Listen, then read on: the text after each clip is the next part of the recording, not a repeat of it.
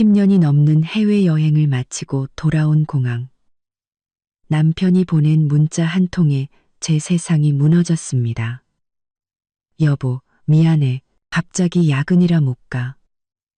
그런데 바로 제 눈앞에 남편이 빨간 원피스를 입은 여자와 다정하게 입을 맞추고 있었습니다. 인천국제공항 국제선 도착 게이트를 막 빠져나왔을 때였죠. 캐리어 바퀴가 매끄러운 바닥에서 드르륵 소리를 내며 굴러갔고, 저는 열흘 넘게 이어진 해외여행의 여운에 잠겨 입가에 미소를 띠고 있었습니다. 출발하기 전 남편 박준호는 가슴을 툭툭 치며 돌아오면 꼭 직접 마중 나오고 제가 제일 좋아하는 단골 맛집에도 데려가 주겠다고 약속했거든요. 위치를 보내주려고 핸드폰을 꺼내자 화면에 먼저 그의 메시지가 떠올랐습니다. 클릭해서 본 순간 그 글자들은 제 머리 위에 찬물을 끼얹는 것 같았죠. 여보, 미안해.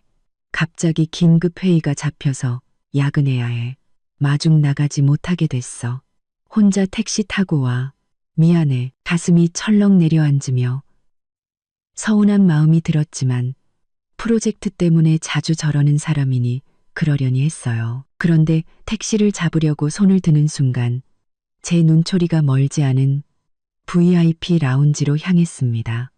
익숙한 실루엣의 한 남자가 빨간 원피스를 입은 여자를 끌어안고 있었죠. 그 뒷모습, 그 헤어스타일, 박준호가 아니면 누구겠어요?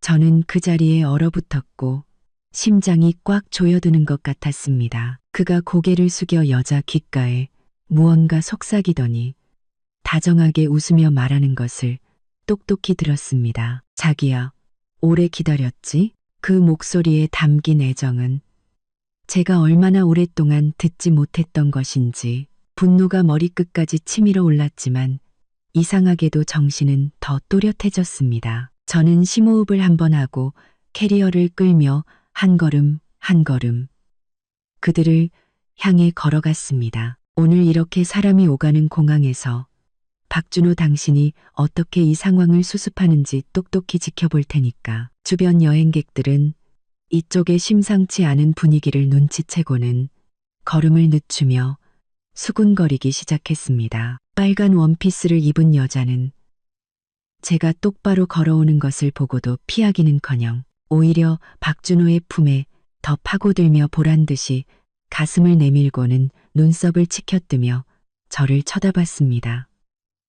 완전히 도발적인 태도였죠. 박준호도 마침내 저를 발견하고는 얼굴의 미소가 순간 굳어졌고 눈빛은 당혹감으로 가득 찼습니다. 그는 무의식적으로 품에 안은 여자를 밀어내려 했지만 여자는 그의 팔을 죽어라 붙잡고 놓아주지 않았습니다. 아줌마, 왜 제 남편을 쳐다보세요? 빨간 원피스의 여자가 먼저 입을 열었습니다. 목소리는 아양을 떨었지만 숨길 수 없는 적대감이 묻어났죠. 저는 걸음을 멈추고 그녀를 지나쳐 박준호의 얼굴에 시선을 고정했습니다. 그는 얼굴이 하얗게 질리고 입술을 파르르 떨며 무슨 말을 하려 했지만 한참 동안 한마디도 내뱉지 못했습니다. 저는 그 여자를 무시하고 박준호만 쳐다보며 주변 사람들이 모두 들을 수 있을 만큼 또렷하고 차분한 목소리로 말했습니다. 박준호 씨, 방금 나한테 야근한다고 문자 보냈잖아요. 박준호는 시선을 피하며 더듬거렸습니다. 아니, 회의가 갑자기 끝나서 친구 마중 나왔어. 친구? 저는 비웃으며 그들이 얽힌 손을 훑어보다가 여자의 약지에 끼워진 다이아 반지에 시선을 멈췄습니다. 그 디자인, 작년에 제가 잃어버렸던 제 결혼 반지와 똑같았습니다. 친구 마중 나오는데 자기야라고 불러요. 친구 마중 나오는데 내 결혼 반지를 끼워주고요. 빨간 원피스 여자가 발끈하며 박준호의 팔을 놓고 제게 한 걸음 다가와 소리쳤습니다. 무슨 헛소리야. 이건 내 반지야. 준호 오빠가 나한테 특별히 사준 거라고. 그리고 원래 오빠가 사랑하는 사람은 나야. 당신이 이혼 안 해주고 질척거려서 우리가 대놓고 만나지 못했던 것 뿐이라고. 아, 그래요? 저는 작은 가방에서 핸드폰을 꺼내 미리 저장해둔 녹음 파일을 재생했습니다. 즉시 박준호의 목소리가 흘러나왔죠. 작은 가방에서 핸드폰을 가근와이, 과이, 가근마오, 근간, 근간마오, 근가근, 금가근, 가근, 금가근 작은, 금강, 금가근, 여행 가기 전날 밤 그가 제게 했던 말이었습니다. 정은아, 여행 다녀오면 우리 웨딩 촬영 다시 하자. 그동안 너무 바빠서 미뤄뒀잖아. 이번엔 꼭 완벽하게 해줄게. 그리고 아버님이 투자해주신 5억 원 덕분에 회사 신규 프로젝트도 잘 진행되고 있어. 수익 나면 바로 당신 이름으로 오션뷰 아파트 사줄게. 약속해. 녹음된 목소리는 크지 않았지만 주변 사람들이 듣기에는 충분했습니다. 박준호의 얼굴은 순식간에 잿빛으로 변했고 이마에는 식은땀이 흘렀습니다. 그는 허둥지둥 제 핸드폰을 뺏으려 했습니다. 너 그걸 왜 녹음했어? 빨리 꺼. 저는 가볍게 뒤로 물러나 그의 손을 피하고 계속 말했습니다. 박준호 씨, 잊었나 본데 당신 회사 사업자 등록증, 사본, 프로젝트 계약서, 그리고 당신이 지난달 프로젝트 자금 몰래 빼돌려서 이 친구분한테 명품 가방이랑 스포츠카 사준 이체 내역까지 제가 잘 보관하고 있거든요. 만약 이 자료들이 당신 아버지랑 국세청, 경제범죄수사대에 넘어가면 당신이 애지중지하는 회사가 무사할까요? 당신 징역 몇 년은 살아야 할 텐데. 이 말은 박준호의 심장에 밝힌 비수와도 같았습니다. 그가 가장 중요하게 여기는 것은 자신의 사업과 아버지 앞에서의 효자 이미지였으니까요. 공금 횡령이 발각되면 회사는 물론이고 감옥까지 가야 했습니다. 이건 그의 치명적인 약점이었죠. 빨간 원피스 여자도 얼어붙었습니다. 얼굴에서 의기양양함은 온데간데 없이 사라지고 믿을 수 없다는 듯 박준호를 쳐다봤습니다. 준호 오빠, 이 여자 말이 사실이야? 나한테 사준 것들 전부 횡령한 돈이었어? 오빠가 번 돈이라고 했잖아. 박준호는 그녀를 신경 쓸 겨를도 없이 푸통 소리를 내며 제 앞에 무릎을 꿇고 제 바짓가랑이를 붙잡았습니다. 그의 목소리는 울음 섞인 애원이었습니다. 여보, 내가 잘못했어. 정말 잘못했어. 제발 한 번만 용서해줘. 딱 한 번만. 쟤랑은 그냥 잠깐 정신이 나갔던 거야. 내가 사랑하는 사람은 당신뿐이야. 제발 그 자료들 넘기지 말아줘. 응? 앞으로 정말 잘할게. 다시는 안 그럴게. 주변은 순식간에 아수라장이 되었습니다. 여행객들은 너도 나도 핸드폰을 꺼내 사진과 영상을 찍었고 여기저기서 웅성거리는 소리가 들렸습니다. 세상에, 저 남자 완전 쓰레기네. 아내가 해외에서 돌아오자마자 공항에서 바람 피우다 걸리다니. 멀쩡하게 생겨서는 꼴사납게 무릎은 왜 꿇어. 저 여자도 불쌍하다. 상간녀인 것도 모자라 남자가 쓴 돈이 횡령한 돈이라니. 와, 저 와이프분 대단하다. 울고 불고 하지도 않고 증거로 바로 압살하네. 저는 무릎 꿇은 박준호를 내려다보며 역겨움을 느꼈습니다. 그의 손을 힘껏 뿌리치자 그는 비틀거리며 뒤로 넘어질 뻔했습니다. 박준호, 이제 와서 그런 말이 무슨 소용이야. 나를 배신할 때 이런 날이 올 거라는 생각은 못했어? 그는 계속 제게 다가오려 하며 여보, 내가 잘못했어를 외쳤지만 제가 차갑게 쏘아보자 겁을 먹고는 더 이상 움직이지 못했습니다. 그때 정신을 차린 빨간 원피스 여자가 박준호의 멱살을 잡고 거칠게 따져 물었습니다. 박준호, 똑바로 말해. 정말 공금 횡령한 거 맞아? 나 속인 거면 가만 안 둬. 박준호는 그녀에게 멱살을 잡힌 채 저를 의식하며 그녀를 밀어내지도 못하고 어쩔 줄 몰라 하는 모습이 참으로 한심했습니다. 저는 더 이상 그들의 추태를 보고 싶지 않아 캐리어를 끌고 돌아서려 했습니다. 그런데 갑자기 빨간 원피스 여자가 미친 듯이 제게 달려들어 앞을 가로막고는 제 핸드폰을 뺏으려 했습니다. 못 가. 똑바로 말해. 그 증거들 다 진짜야? 일부러 준호 오빠 모함하는 거지? 저는 몸을 틀어 그녀의 손을 피하며 싸늘한 눈빛으로 말했습니다. 모함? 당신이 받은 그 가방, 그 차 결제 내역이나 확인해봐. 돈이 어디서 나왔는지, 그리고 충고하는데 이렇게 이기적이고 거짓말만 하는 남자한테서 멀리 떨어지는 게 좋을 거야.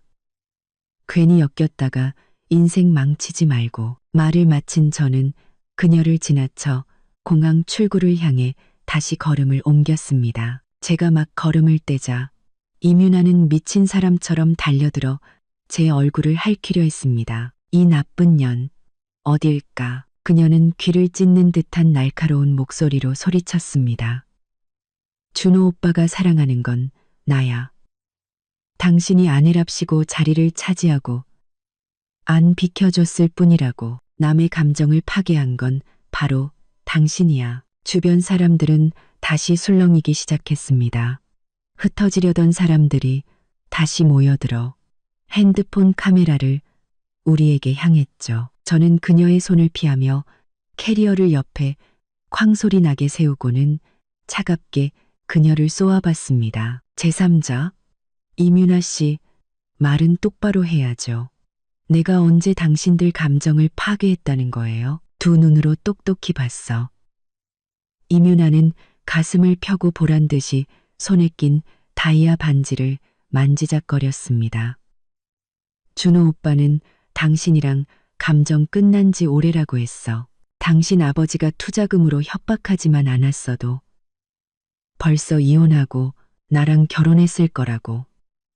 이제 오빠 회사도 안정됐으니 당신 같은 늙은 아줌마는 꺼져줘야지. 아직 바닥에 무릎 꿇고 있던 박준호는 이윤아의 말에 얼굴이 새파랗게 질려 기어 올라와 그녀를 말리려 했습니다. 윤아야, 그만해. 왜 그만해?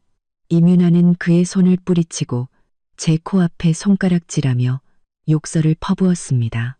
네가 명품으로 치장하고 해외여행 좀 다녀오면 뭐라도 된 것 같아? 준호 오빠가 마음 쓰는 사람은 나야. 어제도 나한테 한정판 가방 사줬고 오늘도 나 마중 나오려고 특별히 시간 낸 거라고.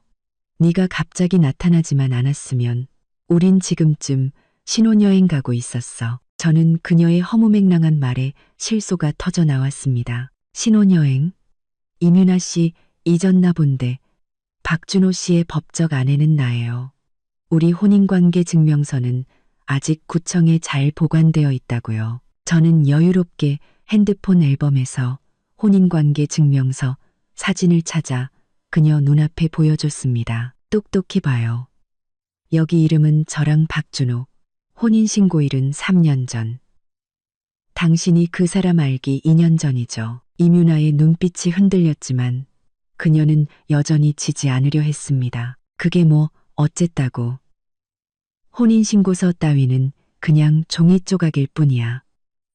준호 오빠 마음속엔 내가 있어. 그걸로 충분해. 충분한지 아닌지는 당신이 정하는 게 아니죠. 저는 핸드폰을 집어넣고 태블릿 PC를 꺼냈습니다. 여행을 떠나기 전 혹시 모를 이런 날을 대비해 박준호의 핸드폰 데이터를 전부 백업해 뒀거든요. 저는 폴더 하나를 열었습니다. 안에는 이윤아와 박준호의 카톡 대화 내용이 가득했습니다. 저는 화면을 밝게 해서 구경꾼들에게 보여주며 말했습니다. 자, 다들 보세요. 자신이 정실 부인이라고 주장하는 이윤아 씨가 어떻게 남의 가정을 파탄냈는지. 준호 오빠, 그 아줌마랑 언제 이혼할 거야? 나 빨리 박 사모님 되고 싶단 말이야. 아버님 투자금도 이미 들어왔다며. 이제 그 여자 무서워할 필요 없잖아. 빨리 이혼하자고 해. 오빠, 나일 0만 원짜리 시계 갖고 싶은데 사주면 안 돼. 그동안 오빠 몰래 만나느라 고생한 보상으로 해줘. 걱정 마. 우리 부모님한테는 오빠 미혼인 능력남이라고 말해놨어. 다들 오빠 마음에 들어해. 이혼만 하면 바로 결혼하는 거야. 노골적인 대화 내용이 공개되자 주변의 수군거림은 더욱 커졌고 이민아를 향한 시선은 경멸과 비난으로 가득 찼습니다. 세상에 유부남인 거 알면서 저랬다고? 진짜 역겹다. 대놓고 선물 사달라고 조르네. 낯짝도 두꺼워. 젊고 예쁘게 생겨서는 도덕관념이 저 모양이람. 이민아의 얼굴은 하얘졌다 빨개졌다를 반복했고 눈물이 터져나오기 직전이었습니다. 그녀는 제 태블릿을 뺏으려고 달려들었습니다. 닥쳐. 그거 다 네가 조작한 거잖아. 가짜야, 가짜. 저는 몸을 피하며 이체 내역을 화면에 띄웠습니다. 그럼 박준호가 당신한테 유나 용돈이라며 보내주노. 0만 원. 그리고 가방이랑 시계, 스포츠카 사준 결제, 영수증. 이것도 다 가짜예요. 지금 바로 은행에 전화해서 확인해 볼까요? 옆에 서 있던 박준호는 얼굴이 잿빛이 되어 한마디도 하지 못했습니다. 제가 여기까지 알아냈을 거라고는 상상도 못했겠죠. 이민아는 완전히 무너졌습니다. 주변 사람들의 손가락질과 핸드폰 카메라 세례에 그녀는 갑자기 주저앉아 울음을 터뜨리며 박준호에게 소리쳤습니다. 준호 오빠, 뭐라도 말 좀 해봐. 이거 다 가짜라고 말해줘. 제발 나 좀 살려줘. 박준호는 잔뜩 찌푸린 얼굴로 짜증을 냈습니다. 지금 자기 코가 석자인데 이민아를 챙길 여유가 어디 있겠어요. 시끄러워. 너만 아니었으면 이렇게 안 됐어. 다 네가 자초한 일이잖아. 그 한마디는 이민아에게 결정타였습니다. 그녀는 믿을 수 없다는 듯 박준호를 쳐다봤습니다. 뭐라고? 어떻게 나한테 그런 말을 해? 내가 오빠 때문에 부모님이랑 싸우고 안정된 직장도 그만두고 이렇게 몰래 만났는데 이제 와서 내 탓을 해. 그럼 누구 탓인데? 박준호의 목소리는 악에 받쳐 있었습니다. 네가 맨날 이혼하라고 닥달하지만 않았어도 내가 이 지경까지 왔겠어? 그들이 서로를 물어뜯는 모습을 보니 속이 다 시원했습니다. 저는 한 걸음 다가가 이민아를 내려다보며 말했습니다. 이민아 씨, 이제 알겠어요? 박준호가 당신을 진심으로 사랑해서 결혼할 거라고 생각했어요? 그는 그냥 외로움을 달래기 위한 장난감으로 당신을 이용한 거예요. 우리 아빠 투자금으로 싸구려 명품 몇 개 사주니까 좋아서 어쩔 줄 몰랐나 본데. 헛소리 마. 이민아는 아직도 발악했지만 목소리에는 힘이 없었습니다. 헛소리인지 아닌지는 당신 마음이 더 잘 알 텐데요. 저는 핸드폰을 꺼내 한 번호를 화면에 띄웠습니다. 이거 당신 회사 인사팀 번호인데 지금 전화해서 당신이 어떻게 남의 가정에 끼어들어 파탄 냈는지 들려줄까요? 아, 참. 듣자 하니 당신 지금 회사도 박준호가 백 써서 들어갔다면서요? 사장님이 당신이 이런 사람인 걸 알면 그 자리 지킬 수 있을 것 같아요? 그 자리 지킬 수 있을 것 같아요? 이민아의 얼굴은 새하얗게 질려 다리가 풀려 주저앉을 뻔했습니다. 그녀는 지금의 높은 연봉과 좋은 복지를 자랑스러워했죠. 만약 이 일로 직장을 잃는다면 그녀는 정말 아무것도 남지 않게 됩니다. 자, 전화 하지 마세요. 이민아는 울먹이며 말했습니다. 제가 잘못했어요. 두 분 결혼 생활 망쳐서 죄송해요. 저 지금 갈게요. 다시는 박준호 씨 안 만날게요. 제발 전화만은. 이제 와서 잘못을 안다고? 저는 비웃었습니다. 나한테 도발할 땐 이런 날이 올 줄 몰랐나? 주변 사람들은 꺼져라. 저런 상간녀는 사회에서 매장시켜야 해. 꼴도 보기 싫다.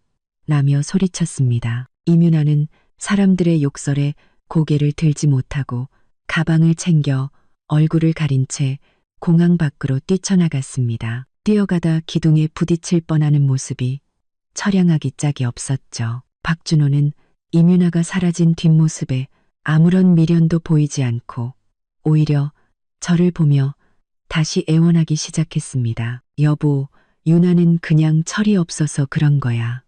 신경 쓰지 말고 우리 집에 가자. 응? 집에 가서 내가 다 설명할게. 저는 그를 싸늘하게 쳐다봤습니다. 설명? 어떻게 한편으로는 나한테 달콤한 말을 속삭이면서 다른 여자랑 놀아났는지 설명하겠다는 거야? 어떻게 공금을 횡령해서 상간녀한테 선물을 사줬는지 설명하겠다는 거야? 박준호, 이런 것들을 설명할 필요가 있다고 생각해? 그는 제 질문에 아무 말도 못하고 죄책감과 공포에 질린 표정을 지었습니다. 여보, 내가 정말 잘못했어. 다시는 안 그럴게. 제발 한 번만 용서해줘. 응, 나 쟤랑 지금 당장 헤어질게. 앞으로 월급 전부 당신한테 맡기고 집안일도 당신 말만 들을게. 시키는 건 뭐든지 할게. 늦었어. 저는 냉정하게 말하고 캐리어를 끌고 돌아섰습니다. 박준호, 당신이 바닥에 무릎 꿇고 애원한 그 순간부터 우리 사이는 끝났어. 앞으로 닥쳐올 일들이 당신을 더 비참하게 만들지 않기를 바랄 뿐이야. 제가 공항문을 나서자마자 익숙한 검은색 세단이 길가에 서 있는 것이 보였습니다. 차창이 내려가자 시어머니 김영숙의 굳은 얼굴이 드러났습니다. 박준호가 벌써 전화해서 일러 바쳤나 보군요. 김영숙은 쾅 소리를 내며 차문을 열고 하이힐을 또각거리며 달려와 박준호를 자기 뒤로 숨겼습니다. 그리고는 허리에 양손을 얹고 저를 잡아먹을 듯이 쏘아봤습니다. 서정은, 너 할 만큼 하지 않았니? 그녀의 목소리는 날카롭고 커서 몇 미터 밖에서도 귀가 아플 정도였습니다. 내 아들이 착한 마음에 마중 좀 나왔다고 다짜고짜 바람 피웠다고 몰아가? 사람들 앞에서 무릎까지 꿇게 만들어? 내 속셈이 뭐야? 박준호는 시어머니 뒤에 숨어 잔뜩 주눅든 메추라기처럼 몰래 저를 훔쳐보며 작은 목소리로 중얼거렸습니다. 어머니, 정은이 탓하지 마세요. 다 제 잘못이에요. 뭐가 내 잘못이야. 김영숙은 아들을 획 쏘아붙이고는 다시 저를 향해 소리쳤습니다. 이 애가 사소한 일로 트집 잡는 거잖아. 남자가 밖에서 일하다 보면 의뢰 있는 일인데 아내라는 사람이 눈 감아 줄 줄도 모르고 공항까지 와서 망신을 줘? 주변 사람들이 다시 모여들어 수군거리자 김영숙은 아이의 목소리를 더 높였습니다. 마치 모두에게 들려주려는 듯이요. 여러분, 이리 와서 제 말 좀 들어보세요. 이 며느리가 제 아비가 돈 좀 있다고 집에서 아나무인으로 굴면서 제 아들을 하인처럼 부려먹었어요. 제 아들은 밤낮 없이 일해서 돈 버는데 자기는 해외여행이나 다니면서 흥청망청 쓰고 돌아와서는 별것도 아닌 일로 트집 잡아서 제 아들 명예를 훼손하려 한다고요. 기가 막혔습니다. 이 집안은 뻔뻔함도 유전인가 보네요. 저는 비웃으며 캐리어를 끌고 한 걸음 앞으로 나섰습니다. 어머님, 제가 사소한 일로 트집을 잡는다고요? 박준호 씨가 다른 여자한테 자기야라고 부르는 게 사소한 일이에요? 제 아버지가 투자한 프로젝트 자금 5억 원을 빼돌려서 상간녀한테 스포츠카랑 명품 가방 사준 것도 의뢰 있는 일이에요? 무슨 헛소리야. 김영숙의 얼굴색이 변하며 눈빛이 흔들렸습니다. 무슨 자금 횡령. 내 아들은 정직해서 그런 짓 절대 안 해. 네가 오해한 거겠지. 그 돈은 회사 운영 자금으로 쓴 거야. 회사 운영 자금이요? 저는 태블릿을 꺼내 박준호의 은행 거래 내역을 띄워 사람들 앞에 보여줬습니다. 자, 보세요. 이게 박준호 씨 개인 계좌 거래 내역이에요. 석 달 전 저희 아버지가 5억 원을 투자하자마자 다음 날 8, 0만 원을 이뮤나에게 자동차 구매 대금이라는 메모와 함께 송금했어요. 보름 전에는 0만 원을 용돈으로 보냈고요. 그 외에도 이뮤나에게 가방, 시계, 보석 사준 내역이 수두룩한데 다 합치면 2억 원이 넘어요. 이것도 회사 운영 자금인가요? 구경꾼들은 똑똑히 보고는 웅성거리기 시작했습니다. 세상에, 장인어른 투자금을 상간녀한테 썼다고? 저 시어머니도 뻔뻔하네. 증거가 있는데도 거짓말을 해? 저 남자 진짜 인간 말종이네.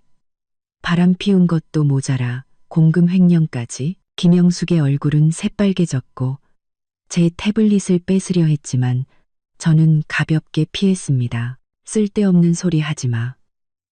그녀는 악을 썼습니다. 그 돈은 이뮤나가 내 아들한테 빌린 걸 수도 있잖아. 그냥 친구 사이인데 네가 이상하게 몰아가는 거야. 친구 사이요? 저는 박준호와 이뮤나가 다정하게 찍은 사진들을 띄웠습니다. 호텔 앞에서 찍은 사진, 해외 휴가지에서 찍은 사진, 그리고 이뮤나가 박준호 품에 안겨 저와 똑같은 결혼 반지를 끼고 그들이 새로 마련한 신혼집으로 보이는 곳에서 찍은 사진까지. 친구 사이가 같이 호텔에 가고 해외여행을 가고 똑같은 결혼 반지를 끼고 박준호 씨 이름으로 된 집에 같이 살아요? 어머님, 눈이 안 좋으시면 제가 안경이라도 맞춰드릴까요? 여기서 자가당착에 빠지지 마시고요. 박준호는 옆에서 안절부절 못하며 김영숙의 옷자락을 잡아당겼습니다.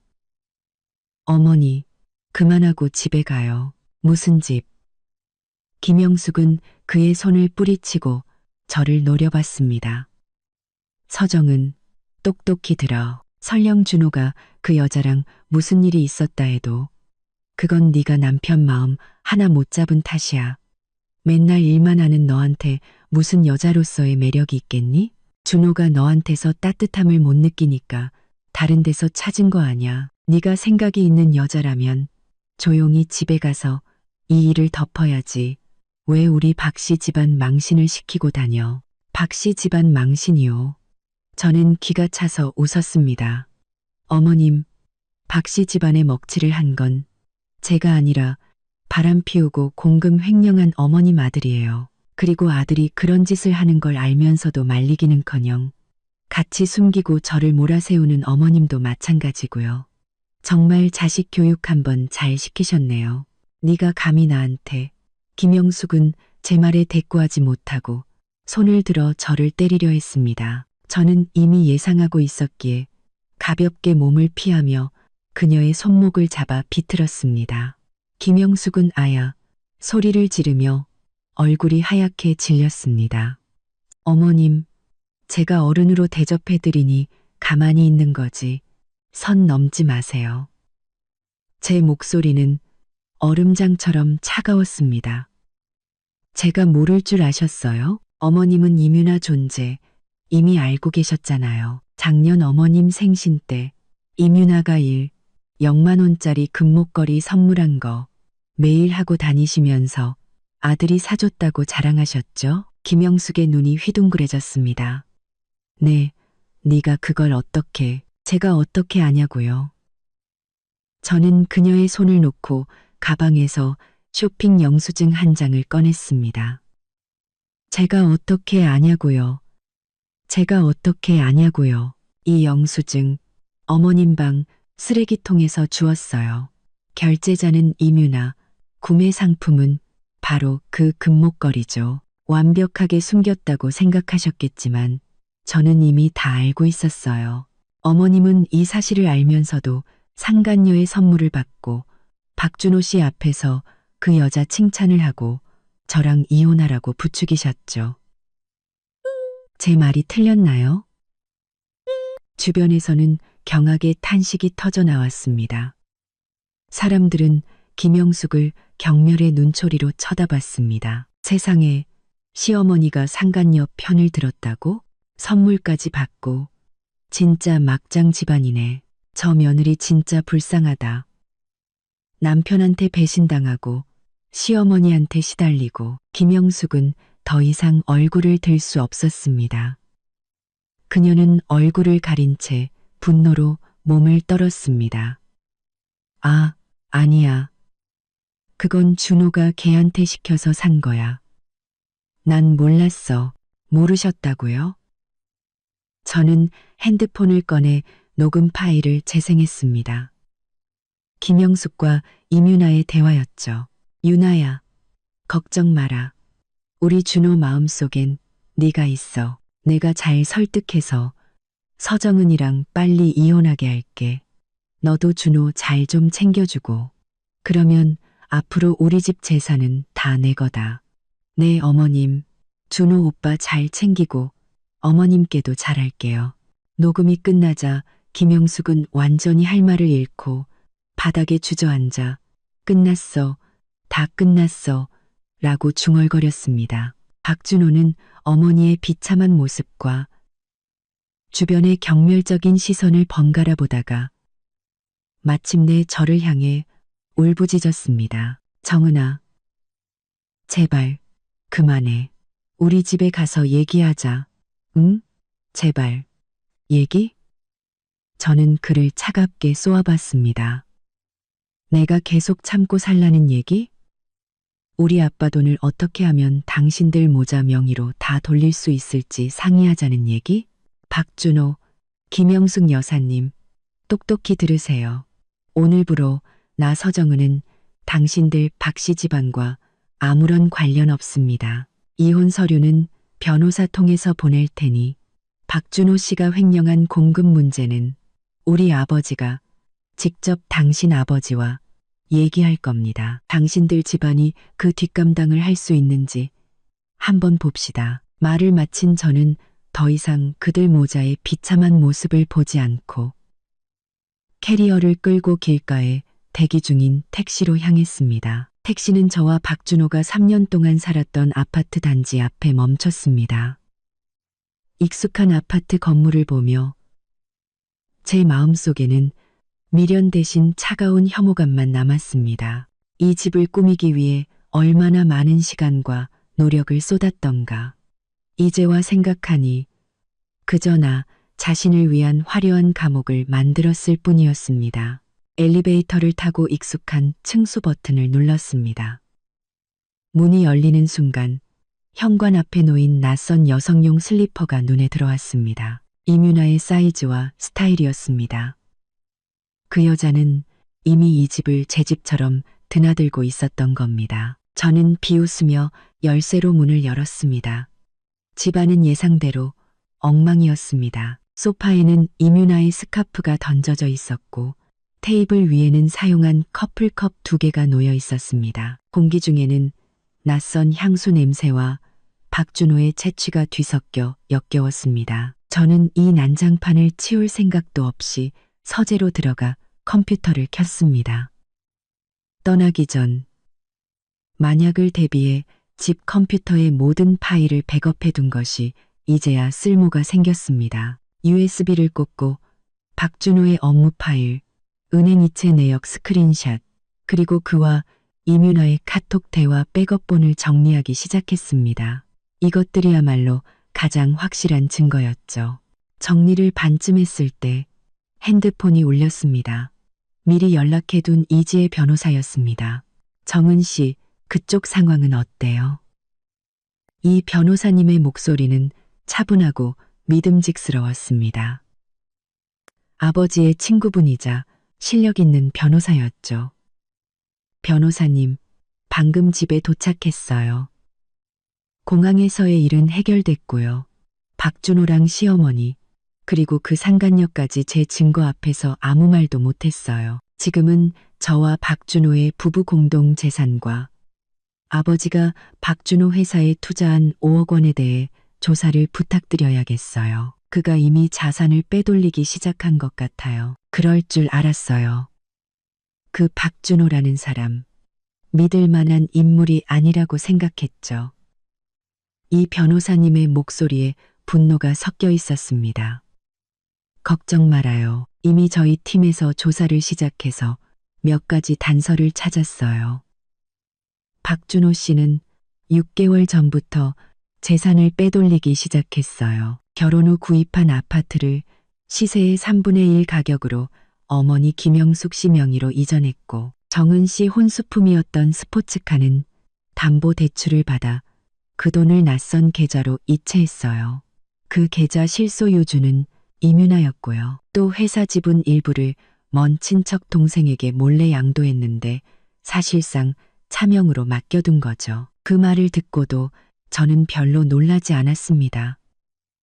박준호는 원래 이기적이고 자기밖에 모르는 사람이었으니까요. 그는 이미 저를 빈손으로 내쫓을 준비를 하고 있었던 겁니다. 또 다른 건 없나요? 더 심한 것도 있어요. 이 변호사님의 목소리가 낮아졌습니다. 아버님이 투자한 5억 원 중 회사 운영에는 2억 원만 사용했고, 나머지 3억 원 중 일부는 이민아에게 차와 집을 사주는데 다른 일부는 해외 비밀 계좌로 빼돌렸어요. 현재 해외 변호사와 연락해 해당 계좌를 동결시키려 하고 있습니다. 그리고 그 외에 개인적인 빚도 1억 원 정도 있는데 채권자들이 독촉을 시작했지만 정은 씨에게는 숨겨왔고요. 알겠습니다. 저는 심호흡을 하며 오히려 차분해졌습니다. 이럴 때일수록 냉정해야 했습니다. 변호사님, 2가지를 부탁드릴게요. 첫째, 박준호가 김영숙과 이민아 명의로 빼돌린 자산과 회사 지분을 즉시 동결해 주세요. 둘째, 그가 재산을 빼돌리고 투자금을 횡령하고 빚을 진 모든 증거를 모아 이혼 소장을 준비해 주세요. 그 사람 빈털터리로 만들고 정신적, 경제적 손해배상까지 받아낼 거예요. 문제 없어요. 이 변호사님은 단호하게 답했습니다. 자산 동결 신청은 내일 바로 법원에 제출할 수 있어요. 그런데 박준호 씨 쪽에서 뭔가 움직임이 있지 않을까요? 지금쯤 불안해서 정은 씨에게 매달리거나 다른 꼼수를 쓸 수도 있어요. 분명히 그럴 거예요. 저는 창밖을 보며 싸늘하게 말했습니다. 걱정 마세요, 변호사님. 그에게 어떤 기회도 주지 않을 거예요. 오히려 그가 스스로 재산을 더 빼돌리려는 증거를 남기도록 덫을 놓을 겁니다. 그때가 되면 그는 빠져나갈 구멍이 없을 테니까요. 전화를 끊고 저는 모든 증거를 정리해 클라우드에 암호화하여 저장한 뒤 컴퓨터의 백업 파일을 삭제했습니다. 모든 준비를 마치고 소파에 누워 눈을 감았습니다. 머릿속에서는 다음 계획이 빠르게 돌아갔습니다. 박준호는 지금쯤 제가 이혼을 결심했지만 그의 재산은닉 증거까지 확보한 사실은 모를 겁니다. 그는 분명 저를 회유하거나 시간을 벌어 남은 자산을 마저 빼돌리려 하겠죠. 예상대로 얼마 지나지 않아 핸드폰이 울렸습니다. 박준호였습니다. 저는 받지 않고 끊어버렸습니다. 그가 연달아 몇 번을 더 걸어왔지만 모두 무시했습니다. 마지막으로 그에게서 문자가 왔습니다. 여보, 내가 잘못했어. 정말이야. 제발 한 번만 더 기회를 줘. 내 모든 재산 당신한테 다 줄게. 이민아랑도 완전히 끝냈어. 다시는 연락 안 할게. 제발, 나 무시하지 말아줘. 저는 문자를 보며 헛웃음이 나왔습니다. 이제 와서 애원한다고? 나를 배신할 땐 무슨 생각이었을까? 저는 답장 대신 문자를 이 변호사님께 전달해 증거로 보관하도록 했습니다. 1시간쯤 지났을까? 초인종이 울렸습니다. 박준호일 거라 직감했죠. 뷰파인더로 보니 역시나 그가 문 앞에 서 있었습니다. 박준호일 거라 직감했죠. 뷰파인더로 보니 머리는 헝클어지고 눈은 퉁퉁 부어 있었고 손에는 보온병까지 들고 있었습니다. 완전히 초췌한 모습이었죠. 저는 문을 열지 않고 문 너머로 물었습니다. 여긴 어쩐 일이에요? 여보, 밥 좀 챙겨주러 왔어. 박준호의 목소리는 울먹였습니다. 막 돌아와서 제대로 못 챙겨 먹었을 것 같아서. 당신이 제일 좋아하는 갈비찜 내가 직접 만들었어. 문 좀 열어줘. 응. 필요 없어요. 저는 차갑게 말했습니다. 당신이 만든 건 더러워서 먹기 싫네요. 그리고 우리 사이에 더 할 말은 없어요. 이혼 서류는 변호사 통해서 보낼 테니 도장이나 찍어요. 여보, 난 당신 없으면 안 돼. 이혼은 절대 안 돼. 박준호는 문 밖에서 울부짖었습니다. 회사도 아버님 지원 없이는 안 되고 나도 당신 없이는 못 살아. 당신이랑 이혼하면 난 끝장이야. 제발 불쌍히 여겨서 한 번만 더 기회를 줘. 앞으로 정말 잘할게. 불쌍히 여겨달라고? 저는 비웃었습니다. 당신이 이민아랑 놀아나고 우리 아빠 돈 빼돌려서 그 여자한테 이것저것 사줄 때는 내가 불쌍하다는 생각은 안 했나? 박준호, 여기서 연기 그만하고 꺼져요. 나한테 안 통해. 여보, 진심으로 뉘우치고 있어. 박준호는 계속 애원했습니다. 이민아랑은 정말 끝냈어. 걔가 준 선물 다 버리고 연락처도 차단했다고. 못 믿겠으면 보여줄게. 그리고 우리 엄마도 잘못했다고 하셨어. 당신한테 사과하라고 다시는 우리 일에 간섭 안 하신다고 했단 말이야. 저는 속으로 생각했습니다. 지금 그와 완전히 등을 돌릴 때가 아니다. 그가 경계를 풀고 더 많은 허점을 보이게 만들어야 한다. 저는 일부러 잠시 침묵하다가 말했습니다. 기회를 원한다면 당신의 진심을 보여줘요. 내일 당신의 모든 재산 증명서, 은행 거래 내역, 회사 지분 증명서까지 전부 가져와요. 그리고 당신 어머니와 이민아 명의로 빼돌린 자산도 전부 원상복구시켜요. 그러면 용서할지 고려는 해보죠. 박준호는 제 말에 금세 기뻐하며 외쳤습니다. 정말, 여보, 정말 한 번 더 기회를 주는 거야. 알았어. 내일 아침 일찍 가서 전부 처리하고 서류 다 챙겨서 올게. 걱정 마. 꼭 약속 지킬게. 못된 말은 먼저 할게요. 저는 엄숙하게 말했습니다. 만약 조금이라도 숨기거나 꼼수를 부리는 게 발각되면 그땐 정말 끝이에요. 이혼은 물론이고 당신 사회에서 매장당하고 빈털터리가 될 줄 알아요. 아니야, 절대 안 그럴게. 박준호는 다급하게 약속했습니다. 여보, 걱정 마. 이제 정말 정직하게 살게. 다시는 당신 속이지 않을게. 박준호와의 통화를 끊자마자 저는 망설임 없이 컴퓨터를 켰습니다. 정리해둔 이민아의 상간 증거들을 종류별로 묶었습니다. 카톡 대화 캡처, 이체 증명서, 다정한 사진들, 그녀가 제 결혼 반지를 끼고 활보하는 영상, 그리고 그녀가 시어머니에게 금목걸이를 선물한 영수증과 사진까지, 심지어 박준호가 공금을 횡령해 그녀에게 스포츠카를 사준 구매 계약서까지. 모든 것이 완벽한 증거였습니다. 저는 박준호의 카톡 대화에서 이민아의 직장을 이미 파악해 두었습니다. 성세 미디어라는 회사였고 마케팅팀 소속이었죠. 더 기막힌 우연은 제 대학 동기인 이나영이 바로 그 회사 인사팀 과장이라는 사실이었습니다. 이민아가 그 회사에 들어갈 수 있었던 것도 박준호가 쓴 백 덕분이었으니 이제 그 대가를 치를 차례였습니다. 저는 나영에게 전화를 걸어 단도직입적으로 말했습니다. 나영아, 나 좀 도와줘. 너희 회사 마케팅팀의 이민아라는 직원 좀 폭로해야겠어. 나영은 제 말에 즉시 흥미를 보였습니다. 정은아? 무슨 일이야? 아, 그 이민아 알아. 회사에서는 엄청 순수하고 성실한 척하는데 뒤로는 그런 구린데가 있었구나. 구린 정도가 아니야. 완전 막장 드라마지. 저는 이민아가 제 결혼 생활에 끼어들어 박준호가 횡령한 공금으로 명품을 사들인 사실을 간략하게 설명했습니다. 내가 증거 전부 가지고 있으니까 너희 회사 대표님이랑 인사팀장 그리고 마케팅팀 전 직원에게 익명으로 좀 뿌려줘.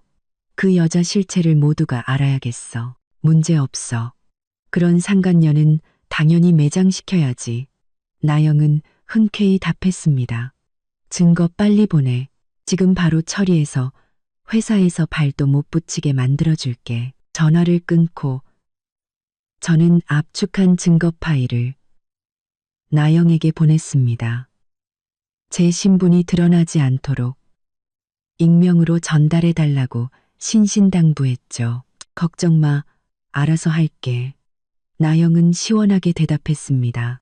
회사 문제를 처리했으니 다음은 그녀의 사생활이었습니다. 저는 박준호의 핸드폰 백업 파일에서 이뮤나의 카카오톡 친구 목록, 동창의 단톡방, 동호의 단톡방, 심지어 그녀의 고향 가족 단톡방까지 찾아냈습니다. 새로운 익명 계정을 만들어 증거들을 몇 부분으로 나누어 이 단톡방들에 뿌렸습니다.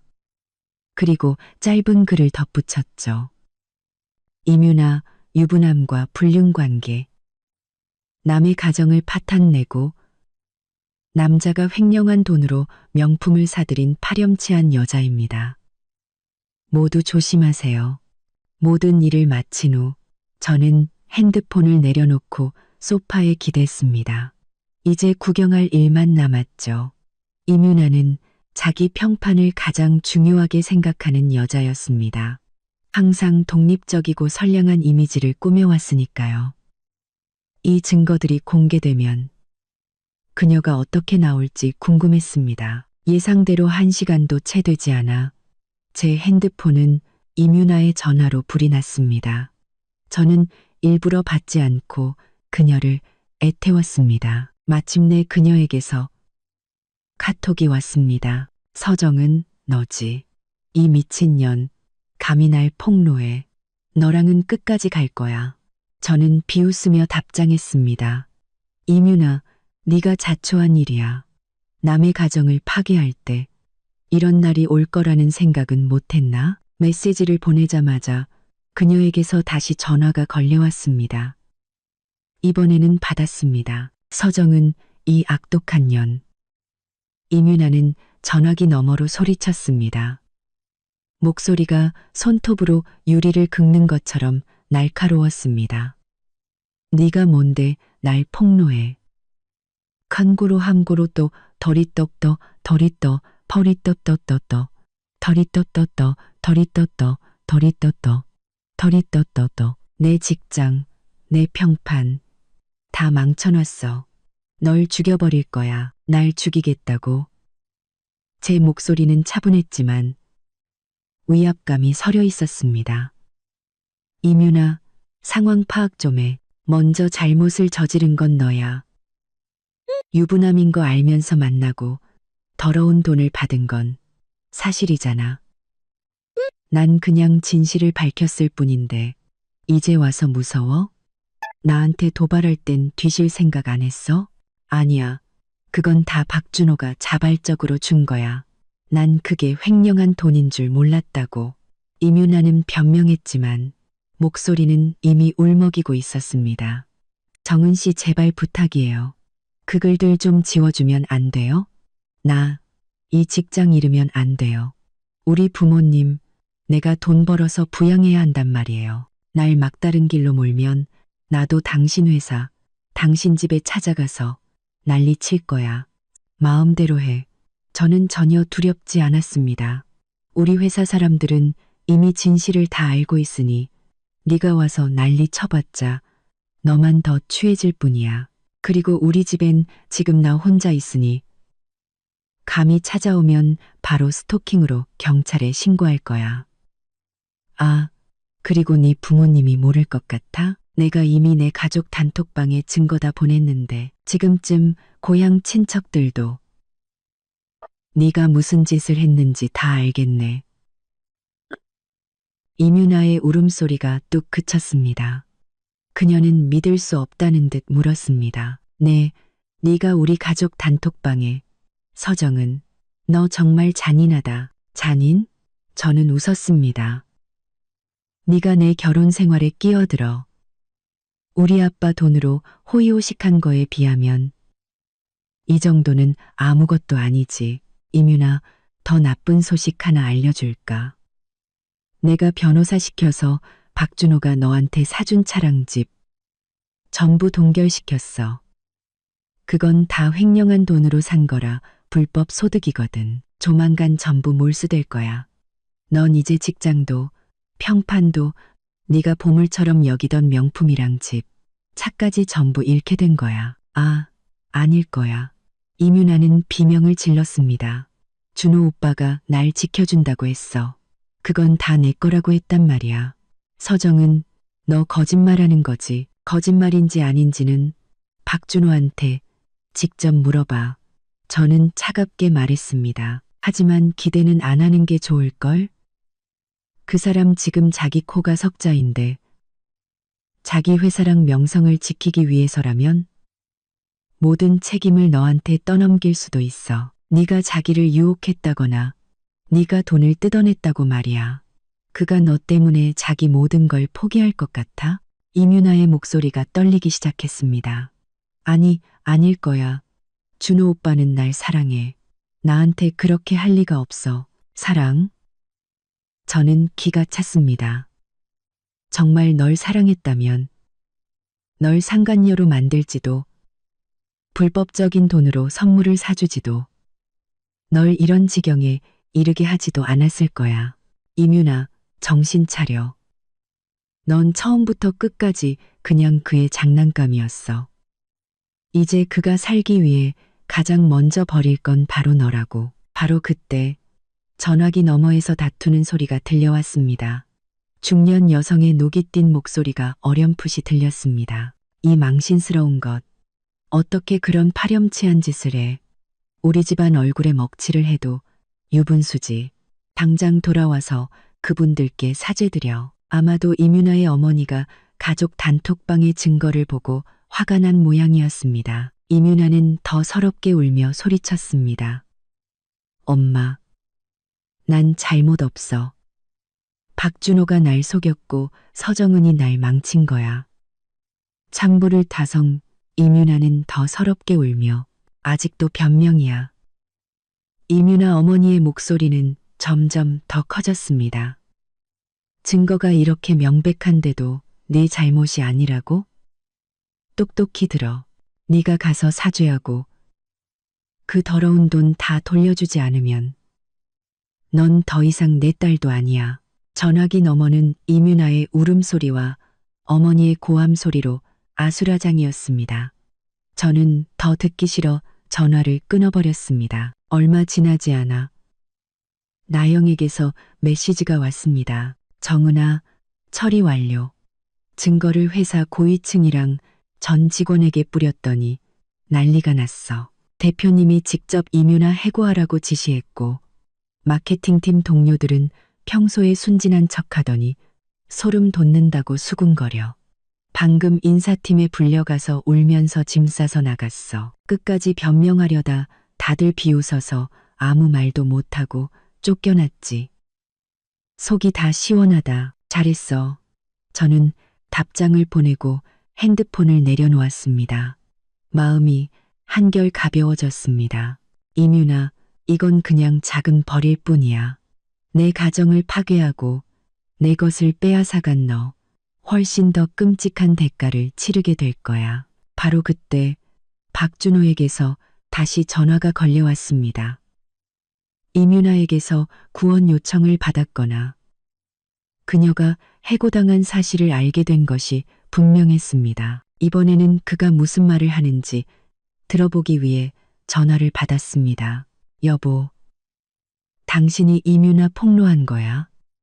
박준호의 목소리에는 당혹감과 질책이 섞여 있었습니다. 어떻게 그런 짓을 할 수가 있어? 걔가 잘못했다 해도 사람 앞길을 막으면 어떡해? 저는 그의 말을 듣고 기가 막혀 웃음이 나왔습니다. 이 남자는 아직도 상간녀 편을 들고 있었습니다. 정말 구제불능이었습니다. 박준호, 당신 제정신이야? 저는 전화기에 대고 비웃었습니다. 그 여자가 내 결혼 생활을 망치고 우리 아빠 돈으로 호의호식할 때는 괜찮고 이제 겨우 직장에서 잘리고 평판 좀 나빠진 게 뭐 대수라고. 오히려 너무 가벼운 처벌이지. 당신은 아직도 나한테 따질 자격이 있다고 생각해? 당신이 나를 배신했을 때 이런 날이 올 거라는 생각은 못했어? 전화기 너머의 박준호는 제 말에 할 말을 잃었습니다. 한참 만에 겨우 한마디 내뱉었습니다. 하지만 유나도 피해자야. 그 돈이 횡령한 돈인 줄은 몰랐다고. 피해자? 저는 기가 차서 소리내어 웃었습니다. 유부남인 거 뻔히 알면서 만나고 이것저것 사달라고 조른 게 피해자야? 박준호. 당신은 사랑에 눈이 멀어서 완전히 정신이 나갔구나. 아니야, 여보. 박준호가 변명하려 했지만 저는 말을 끊었습니다. 다시는 전화하지 마. 우리 사이에 더 할 말은 없어. 이혼 서류는 내일 도착할 테니 도장이나 찍어. 저는 전화를 끊고 그를 차단 목록에 추가했습니다. 더 이상 그와 말 섞을 시간도 아까웠습니다. 지금 가장 중요한 것은 이 변호사님의 소식을 기다리며 모든 자산을 동결시켜 그가 옴짝달싹 못하게 만드는 것이었습니다. 하지만 박준호는 생각보다 더 집요했습니다. 그날 밤 저는 이 배신과 거짓으로 가득 찬 집에서 단 1초도 더 머물고 싶지 않아 호텔로 옮기려고 짐을 싸고 있었습니다. 갑자기 초인종이 울렸습니다. 뷰파인더로 보니 박준호가 무릎을 꿇고 문 앞에 있었습니다. 옆에는 커다란 장미 꽃다발과 다이아 반지 상자까지 놓여 있었죠. 완전히 개과천선한 척하는 모습이었습니다. 저는 눈살을 찌푸리며 문을 열고 차갑게 그를 쳐다봤습니다. 지금 뭐 하는 거예요? 여보, 내가 잘못했어. 정말 잘못했어. 박준호는 제 바지가랑이를 붙잡고 구슬프게 울었습니다. 내가 당신을 배신하고 공금을 횡령하고 이뮤나에게 정신이 팔렸던 거 다 내 잘못이야. 제발 한 번만 용서해줘. 응? 그는 말하며 반지 상자를 열었습니다. 안에는 훨씬 더 큰 다이아 반지가 눈부시게 빛나고 있었습니다. 여보, 이건 내가 당신을 위해 특별히 준비한 거야. 전에 있던 결혼 반지보다 훨씬 더 커. 약속할게. 앞으로 당신을 공주님처럼 모실게. 내 모든 재산도 당신이 관리하고 회사 일도 전부 당신이랑 상의할게. 다시는 다른 여자한테 눈길도 안 줄 거야. 소란의 이웃들이 문을 열고 나와 구경하기 시작했지만 박준호는 아랑곳하지 않고 바닥에 엎드려 애원했습니다. 여보, 난 당신 없으면 못 살아. 당신이 용서해주지 않으면 여기서 계속 무릎 꿇고 있을 거야. 당신이 용서해줄 때까지. 저는 그의 가증스러운 연기를 보며 역겨움을 느꼈습니다. 박준호, 연기력이 대단하네요. 배우나 하지 그랬어요. 다이아 반지 하나면 내가 당신의 배신을 용서할 거라고 생각했어요. 무릎 꿇고 빌면 다 잊을 거라고 생각했냐고요. 어림도 없는 소리. 아니야, 여보, 진심이야. 박준호는 다시 제 손을 잡으려 했지만 저는 피했습니다. 이뮤나랑은 정말 끝냈어. 걔가 울면서 전화했는데 바로 차단해버렸다고. 우리 엄마도 잘못했다고 하셨어. 앞으로 우리 일에 절대 간섭 안 하신다고 약속하셨단 말이야. 어머님이 잘못을 인정하셨다고요? 저는 비웃었습니다. 상간녀한테 선물 받고 나랑 이혼하라고 부추길 때는 이런 날이 올 줄 모르셨나? 여보, 제발. 그는 주머니에서 은행 카드를 꺼냈습니다. 이 카드에 2억 원 들어있어. 내 마지막 남은 전 재산이야. 당신한테 줄게. 비밀번호는 당신 생일이야. 그리고 각서도 썼어. 앞으로 내 모든 재산을 당신에게 귀속시키고 만약 내가 또 잘못을 저지르면 빈털터리로 쫓겨나겠다고. 그는 품에서 빼곡히 글씨가 적힌 종이를 꺼내 제게 내밀었습니다. 저는 쳐다보지도 않고 그 종이를 바닥에 내동댕이 쳤습니다. 박준호, 내가 그 2억 원이 아쉬워서 이러는 것 같아? 그깟 종이 쪼가리가 필요할 것 같냐고. 내가 원했던 건 돈이 아니라 진실한 사랑이었어. 근데 당신은 가장 기본적인 신뢰조차 지키지 못했잖아. 이웃들은 저 남자 정말 뻔뻔하다. 저런 남자는 용서해주면 안 되라며 수군거렸습니다. 박준호는 이웃들의 말에 얼굴이 붉어졌지만 여전히 일어나지 않았습니다. 여보, 내가 잘못했어. 우리 3년간의 결혼 생활을 봐서라도 제발 한 번만 더 기회를 줘. 결혼 생활? 저는 그를 싸늘하게 쳐다봤습니다. 당신이 이민아를 끌어안고 자기야라고 부르던 순간 우리 사이는 끝났어. 시간 낭비하지 말고 일어나서 꺼져요. 안 그러면 경찰 부를 거야. 안 꺼져. 당신이 용서해주기 전까지는.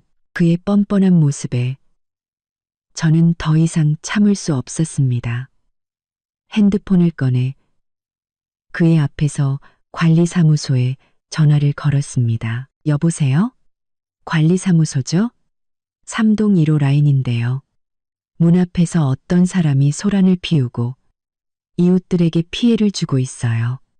와서 처리 좀 해주세요. 전화를 끊고 저는 박준호를 차갑게 쏘아봤습니다. 무릎 꿇고 싶으면 계속 꿇고 있어요.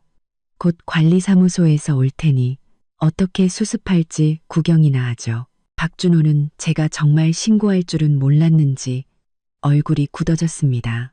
바로 그때 멀리서 경비원의 발소리가 들려왔습니다. 그는 더 이상 애원할 겨를도 없이 벌떡 일어나 바닥에 장미와 반지를 챙겨 도망치려 했습니다. 잠깐, 저는 그를 불러 세웠습니다. 그 더러운 물건들이랑 카드 전부 가지고 꺼져요. 역겨우니까. 박준호는 제 싸늘한 눈빛에 아무 말도 못하고 물건들을 챙겨 허둥지둥 도망쳤습니다. 그의 비참한 뒷모습을 보며 이웃들은 제게 박수를 쳐주었습니다. 아가씨, 잘했어요. 저런 놈한테는 마음 약해지면 안 돼요. 저는 이웃들에게 가볍게 미소 짓고 문을 닫았습니다. 방금의 소동으로 피곤했지만 속은 후련했습니다. 박준호, 그런 쇼로 내 마음을 돌릴 수 있을 거라고 생각했다면 큰 오산이야.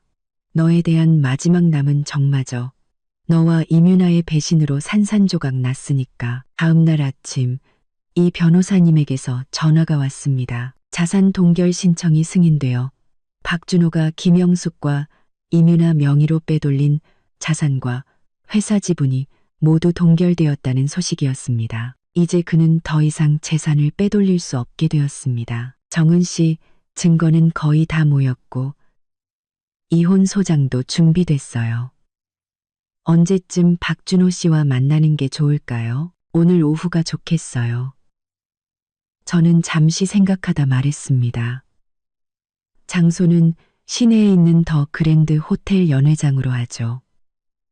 장소는 시내에 있는 더 그랜드 호텔 연회장으로 하죠. 그 사람이 가장 빛나던 곳에서 완전히 무너지게 만들고 싶어요. 좋아요. 바로 박준호 씨에게 통보하죠. 전화를 끊고 저는 정성껏 몸단장을 했습니다. 가장 아끼는 빨간색 원피스를 입고 완벽하게 화장을 했습니다.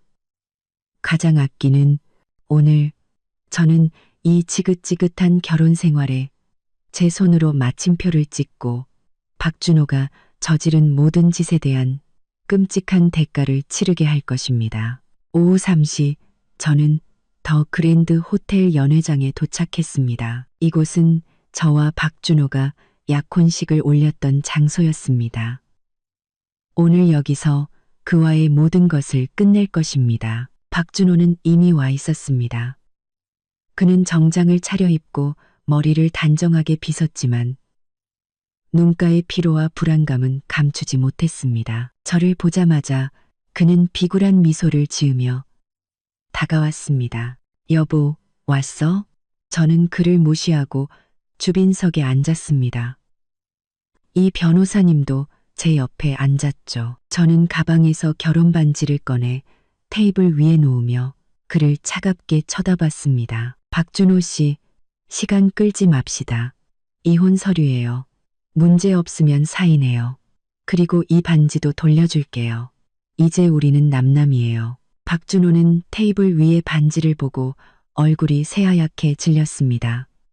그는 이혼 서류를 집어들고 대충 훑어보더니 즉시 소리쳤습니다. 서정은 이럴 순 없어.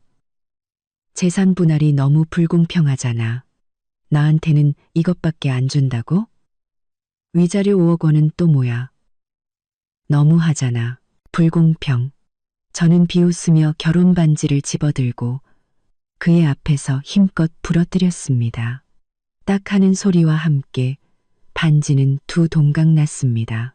나를 배신할 때는 공평했나? 우리 아빠 돈 빼돌려서 상간녀한테 쓸 때는 공평했고, 박준호, 이 이혼 서류는 내가 당신한테 베푸는 마지막 잡이야. 사인하든지 아니면 법정에서 보든지. 그때는 단 한 푼도 못 받고 감옥에 가게 될 거야. 박준호는 이혼 서류를 테이블에 내리치며 얼굴을 붉혔습니다. 서정은 너무 심하잖아. 저 재산에는 내 목도 있어. 어떻게 나를 빈털터리로 내쫓아. 위자료 5억 원이라니 날 죽일 셈이야? 죽일 셈? 저는 부서진 반지 조각을 그의 앞에 던졌습니다. 우리 아빠 투자금 5억 원 중에 3억 원을 빼돌려서 상간녀한테 썼고 결혼 후 장만한 집은 당신 엄마 명의로 빼돌렸고 내 혼수품인 스포츠카는 담보 대출 받았잖아. 이 모든 걸 아직 계산하지도 않았어. 불법적으로 빼돌린 재산 포기하고 위자료 5억 원 내라는 게 그렇게 억울해? 바로 그때 연회장 문이 열리며 시어머니 김영숙과 시아버지 박상철이 들어왔습니다. 박상철은 근엄한 표정으로 들어오자마자 테이블을 치며 소리쳤습니다. 서정은 할 만큼 했지 않느냐.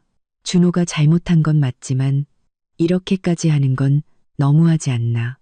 우리가 너를 며느리로 맞아들여 얼마나 잘해줬는데 어떻게 이렇게 매정하게 굴 수 있어. 잘해주셨다고요? 저는 비웃으며 이 변호사님에게 눈짓했습니다. 변호사님은 준비해온 증거 서류 뭉치를 꺼냈습니다. 아버님, 아드님께 직접 물어보세요. 저한테 어떻게 잘해줬는지. 이건 재산 빼돌린 은행 거래 내역. 이건 어머님께 부동산 명에 이전한 계약서. 이건 제 혼수품 담보대출 증명서. 그리고 이건 아버님 투자금 횡령한 회계감사 보고서예요. 이 모든 걸 보고도 저한테 잘해주셨다고 말씀하실 수 있으세요? 이 변호사님이 두꺼운 증거 서류를 테이블 위에 올려놓았습니다. 박상철은 서류 몇 장을 넘겨보더니 얼굴이 굳어지고 손을 떨기 시작했습니다. 각돈 서류 몇 장을 넘겨보더니 김영숙은 서류를 찢어버리려 달려들었지만 이 변호사님이 막아섰습니다. 이런 거짓말로 우리를 속이려고 김영숙은 발악했습니다. 그 집은 원래 우리 거고 내 아빠 투자금은 증여였어. 준호가 이민아랑 그냥 좀 논 거 가지고 뭘 그렇게 집착해. 이혼은 해주겠지만 재산은 반반이야. 아니면 끝까지 가보자고. 증여? 저는 투자 계약서를 꺼내 한 조항을 가리켰습니다. 아버님, 똑똑히 보세요. 이 계약서에는 저희 아버지가 5억 원을 지분 투자했고 회사 지분 40%를 소유한다고 명시되어 있습니다. 증여가 아니라고요. 박준호 씨가 몰래 지분을 양도한 건 명백한 계약 위반입니다. 저희 아버지는 투자를 철회하고 위약금까지 청구할 수 있습니다. 박상철의 얼굴색이 완전히 변했습니다. 그는 아버지의 능력을 잘 알고 있었기에 일이 그렇게 되면 회사가 망할 것이라는 걸 직감했습니다. 준호, 이게 다 어떻게 된 일이냐. 그는 아들을 향해 소리쳤습니다. 박준호는 고개를 숙인 채 아무 말도 못했습니다. 김영숙은 옆에서 계속 편을 들었습니다. 여보, 제 말 믿지 마요. 저 계약서 다 위조한 거야. 각 위조. 이 변호사님이 공증 서류를 꺼내 보였습니다. 이 계약서는 공증까지 받은 서류입니다. 박준호 씨의 친필 서명과 지장도 찍혀 있고요. 못 믿으시겠다면 필적 감정도 가능합니다. 그리고 저희는 이미 경제범죄수사대와 접촉했습니다. 서정은 씨가 서명만 하면 박준호 씨의 횡령 및 재산은닉 사건은 즉시 수사에 착수될 겁니다. 그렇게 되면 그는 징역형을 피할 수 없을 겁니다. 그 말은 박 씨 집안의 숨통을 끊는 한마디였습니다. 박상철은 비틀거리며 테이블을 짚고 겨우 섰고 김영숙도 더 이상 소리치지 못하고 공포에 질린 얼굴로 남편의 팔을 붙잡았습니다. 여보, 어떡해요?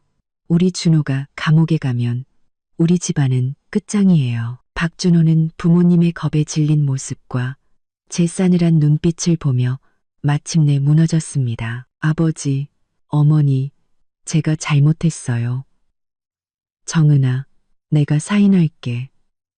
제발 감옥만은 가게 하지 말아줘. 회사만은 망하게 하지 말아줘. 이제야 무서운가 보네. 저는 차갑게 말했습니다. 사인을 원한다면 제 조건 2가지를 들어줘야 해요. 첫째, 모든 부부 공동 재산 분할을 포기하세요. 어머님 명의로 빼돌린 아파트와 담보 잡힌 제 차까지 전부 제 명의로 돌려놓으세요. 둘째, 3일 안에 저희 아버지가 투자한 돈 중 횡령한 3억 원을 갚으세요. 그렇지 않으면 형사처벌은 피할 수 없을 겁니다. 3억 원. 지금 우리가 그 돈이 어디 있어요? 김영숙이 울부짖었습니다. 회사 자금 사정도 안 좋고 준호 돈은 다 그 계집애한테 썼는데 그건 당신들 사정이고 저랑은 상관없어요. 저는 자리에서 일어나 치마를 정돈했습니다. 3일 안에 3억 원을 마련해서 이혼 서류에 도장을 찍든지 아니면 법정에서 봅시다. 그때는 박준호 씨 감옥에 보내고 회사 자산 경매에 넘겨서 빚 갚게 할 거예요. 선택은 당신들이 하세요. 박상철은 한참을 침묵하다 마침내 이를 악물고 말했습니다. 알겠다. 네 조건대로 하지. 3일 안에 3억 원을 마련하고 준호는 이혼 서류에 도장 찍겠다. 대신 서류 처리가 끝나면 더 이상 준호의 형사 책임을 묻지 않겠다고 약속해라. 약속하죠. 계약대로만 이행하신다면요. 저는 이 변호사님을 보며 말했습니다. 변호사님, 추가 합의서 준비해 주세요. 이 변호사님이 미리 준비해온 추가 합의서를 내밀었습니다.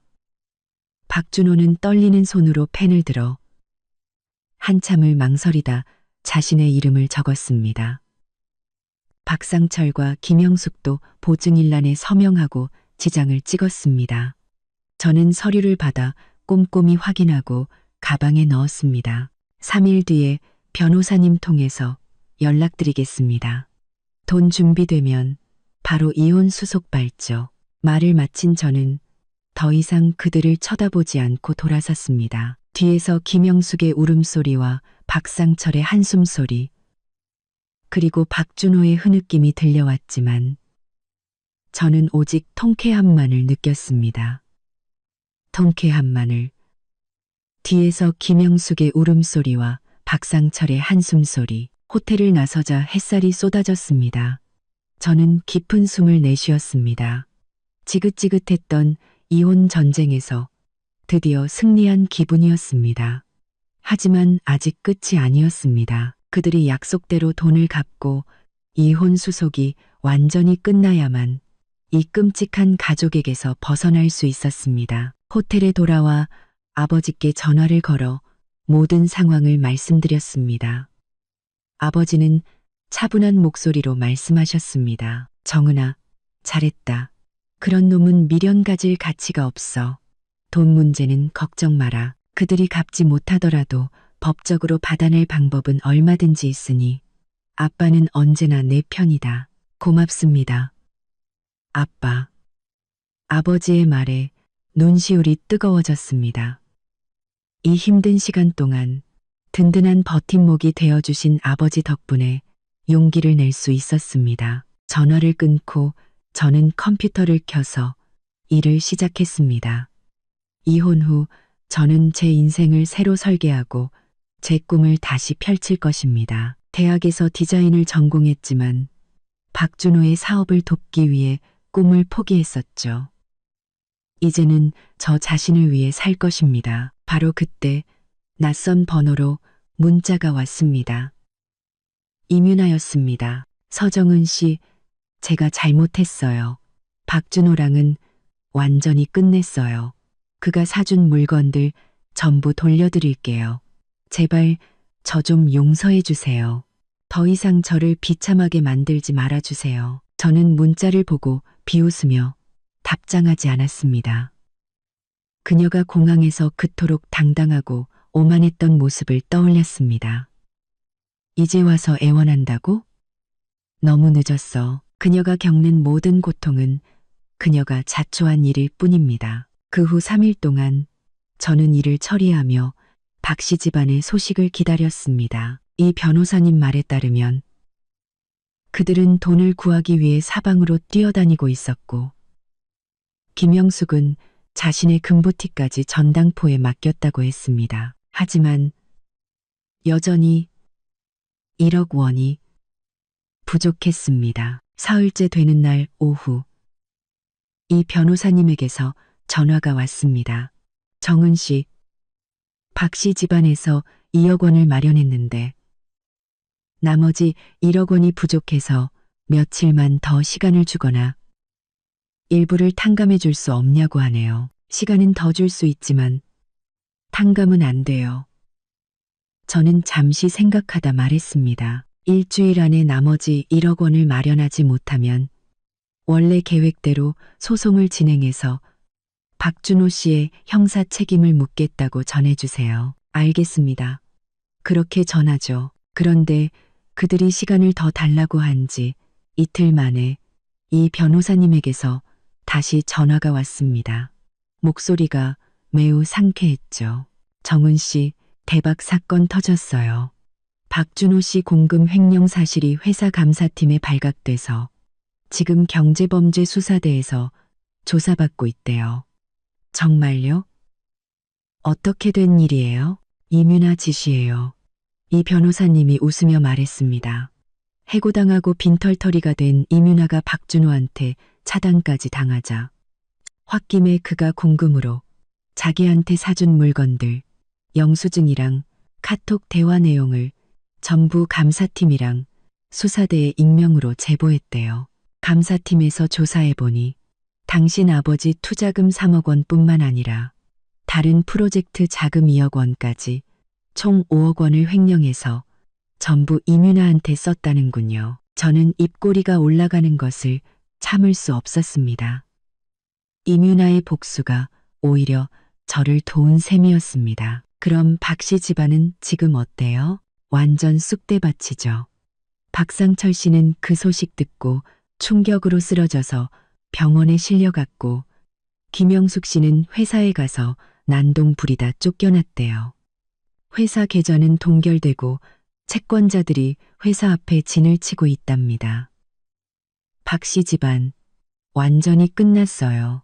전화를 끊고 뉴스를 확인하니 정말 관련 기사가 쏟아져 나오고 있었습니다. 유명 IT 기업 대표 아들 5억 원 횡령 혐의로 체포.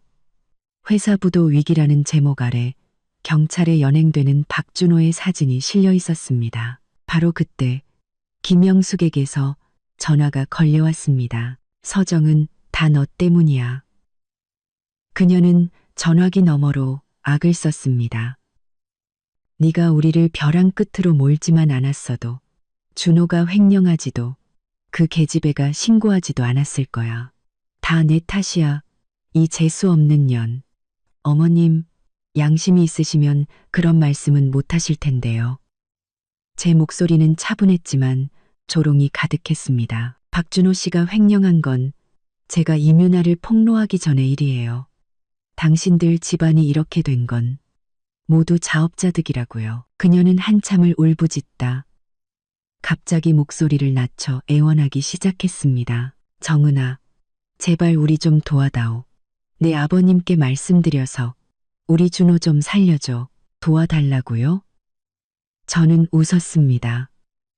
당신들이 나를 속이고 내 재산을 빼돌리려 할 때 우리의 정을 생각이나 하셨어요?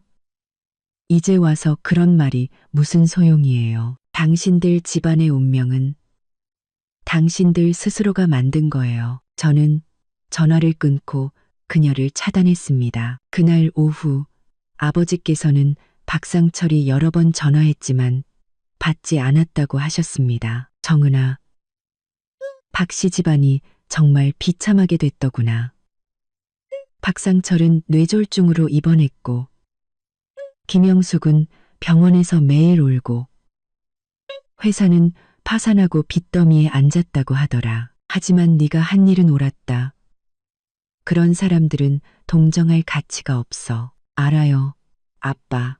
다 그들이 자초한 일이에요. 며칠 뒤 박준호는 거액의 공금 횡령 혐의로 징역 5년을 선고받았습니다. 박상철은 뇌졸중 후유증으로 반신불수가 되었고 김영숙은 집을 팔아 겨우 빚 일부를 갚았지만 여전히 채권자들에게 시달리며 비참하게 살고 있었습니다. 이 변호사님을 통해 들은 소식에 따르면 이민아는 박준호를 신고한 후에도 부모님과 의절하고 좁은 단칸방에서 일용직으로 근근히 살아가고 있다고 했습니다. 그 소식을 들으며 저는 동정심 대신 통쾌함을 느꼈습니다. 배신과 기만의 대가는 혹독했습니다. 선과 악은 결국 제자리를 찾는 법이니까요. 일주일 후 김영숙은 남은 1억 원을 갚기 위해 박준호 회사에 남은 자산 전부를 제게 양도하겠다고 연락해 왔습니다. 저는 그 제안을 수락했습니다. 변호사 사무실에서 만난 김영숙은 며칠 만에 폭삭 늙어 더 이상 예전의 오만한 모습은 찾아볼 수 없었습니다. 그녀는 떨리는 손으로 자산 양도 서류에 서명하고는 의자에 주저앉아 오열했습니다. 저는 그녀를 더 이상 쳐다보지 않고 사무실을 나왔습니다. 햇살이 눈부셨고 제 마음은 더없이 가벼웠습니다. 그날 밤 저는 나영과 함께 축배를 들었습니다. 정은아, 너 정말 불사조처럼 다시 태어났어. 이제 그 쓰레기들은 다 정리됐으니 새로운 인생을 시작할 일만 남았네. 그래, 이제 끔찍한 과거는 잊고 내일에만 집중하면서 나를 위해 살 거야. 그거야말로 정답이지. 우리 멋진 디자이너 서정은 대표님을 위하여 건배. 우리는 유쾌하게 잔을 부딪혔습니다. 제 디자인 스튜디오 설계 도면을 막 완성했을 때 직원이 황급히 뛰어들어왔습니다. 대표님, 문 앞에서 어떤 여자가 난동을 부리며 대표님을 찾는다고 막무가내예요. 이민아일 거라 직감했습니다. 들여보내세요. 잠시 후 이민아가 사무실로 들어왔습니다.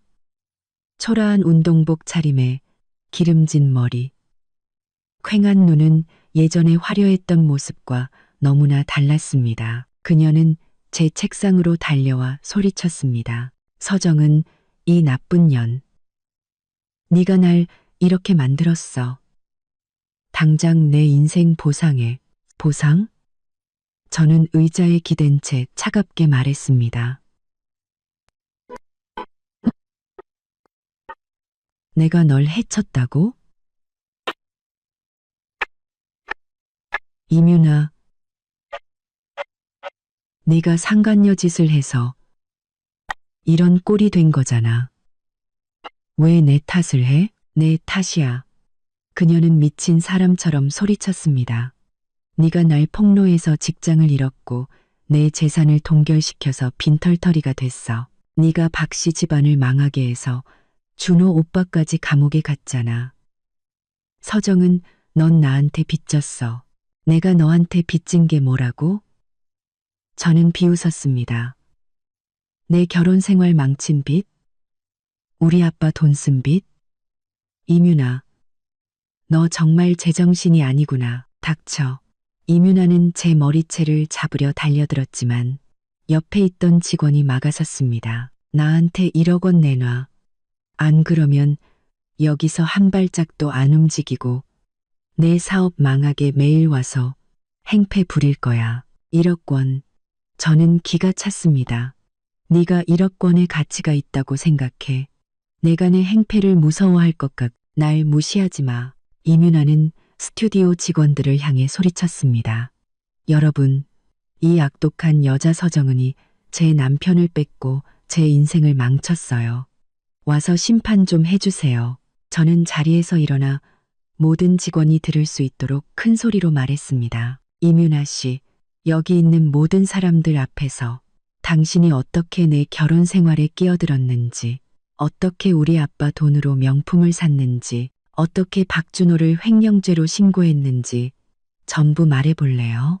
당신이 지금 이 꼴이 된 게 전부 자업자득이라는 것도요.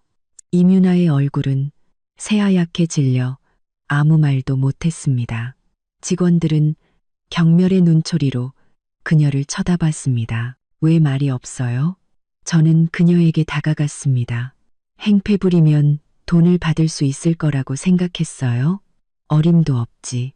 난 돈 한 푼 안 줄 거고 업무방해죄로 당신을 고소해서 콩밥 먹게 할 거야. 이민아는 제 말에 몸을 떨며 갑자기 울기 시작했습니다.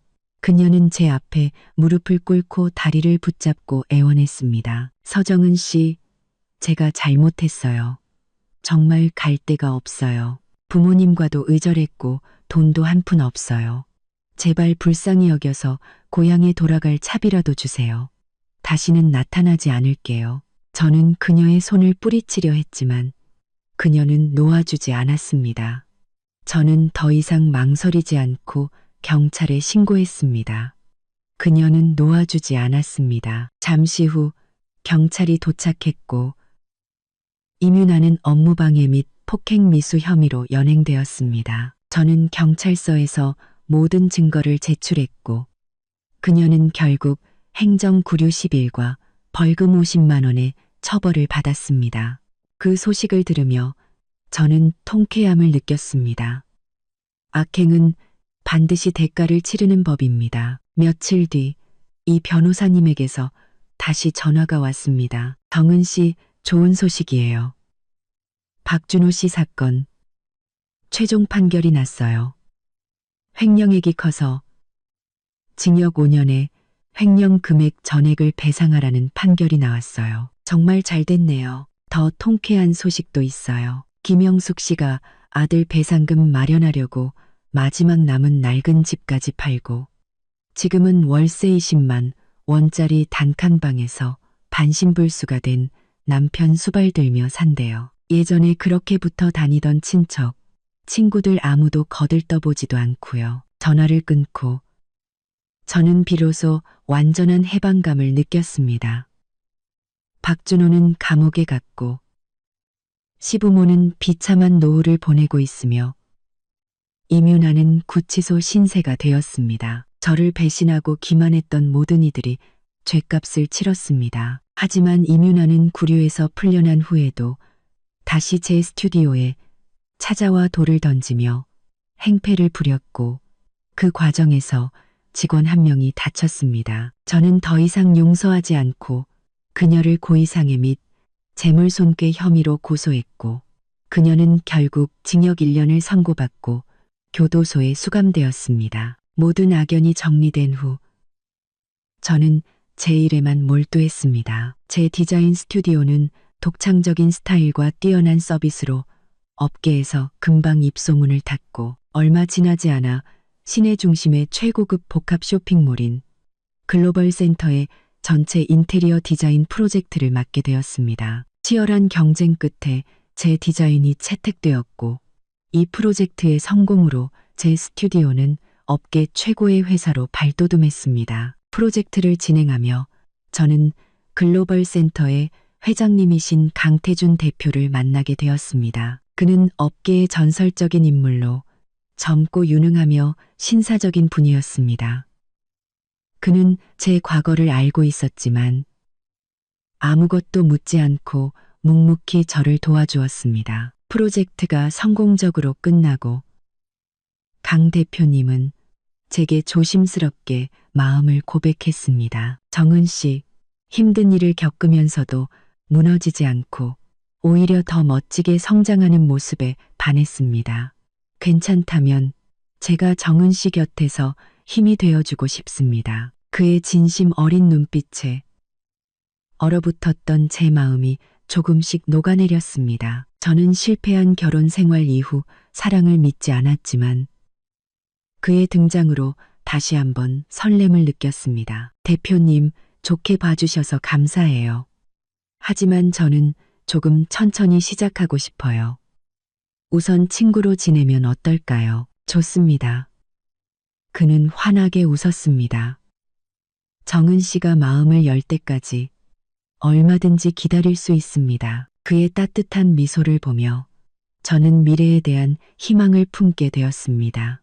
과거의 상처는 지나갔고 저는 불사조처럼 다시 태어났습니다. 성공적인 사업과 저를 진심으로 아껴주는 사람, 여자의 진정한 무기는 결혼이 아니라 자신의 능력과 용기라는 것을 깨달았습니다. 스스로를 포기하지 않는 한 어떤 역경 속에서도 다시 일어서 빛나는 인생을 살 수 있다는 것을요. 앞으로의 길은 길고 험할지도 모르지만 저는 더 이상 두렵지 않습니다. 이 단단해진 마음으로 제 인생의 다음 장을 멋지게 열어갈 것입니다.